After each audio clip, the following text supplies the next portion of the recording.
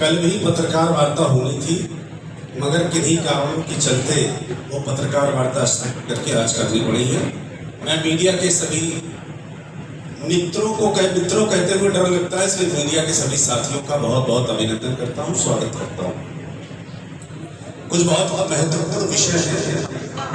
और उस सिलसिले में आप सबसे बात करने के एक राष्ट्र के रूप में भारत बहुत सफल है और उस सफलता के पीछे जो मूल कारण है वो ये है कि आजादी के बाद देश में संस्थाएं खड़ी हुई और देश के निर्माण में और देश को चलाने के लिए मूल रूप से कार्यपालिका, विधायिका, न्यायपालिका। लेकिन 2014 के बाद से जब से केंद्र में मोदी सरकार आई है, सबसे अधिक हमला अगर किसी चीज पर हुआ है तो वो सबसे अधिक संस्थाओं पर करने का प्रयास बेहद बेशर्मी के साथ केंद्र की सरकार कर रही है। हमें स्मरण है कि इसके पहले जब बिहार विधानसभा के चुनाव संपन्न हुए थे तो इसी जगह आप सब साथियों से बहुत ही विस्तार के साथ हम लोगों की बातचीत हुई थी और उस समय भी हम लोगों ने ये शंका जाहिर की थी कि बिहार के विधानसभा के चुनाव में इलेक्शन कमीशन के सहयोग से भारी SIR के माध्यम से वोटर कटौती करके चुनाव जीतने का काम किया गया है। और हाल फिलहाल में अभी बंगाल के चुनाव संपन्न हुए हैं और बंगाल के चुनाव में भी केंद्र की सरकार के इशारे पर देश के चुनाव आयोग ने फिर एक बार बेशर्मी दिखाई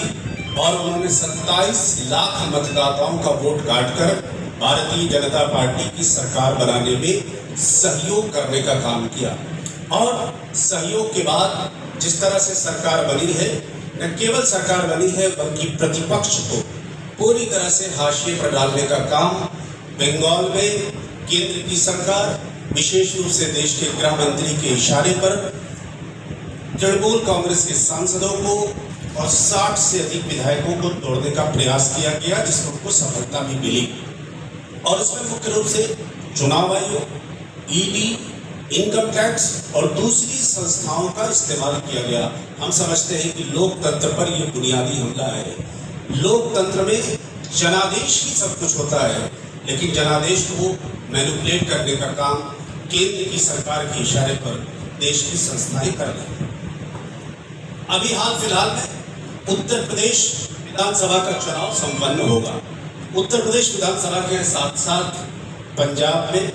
उत्तराखंड में और गोवा में, यानी कुल 4 राज्यों के चुनाव होंगे। लेकिन जो सबसे अधिक निगाह लोगों की है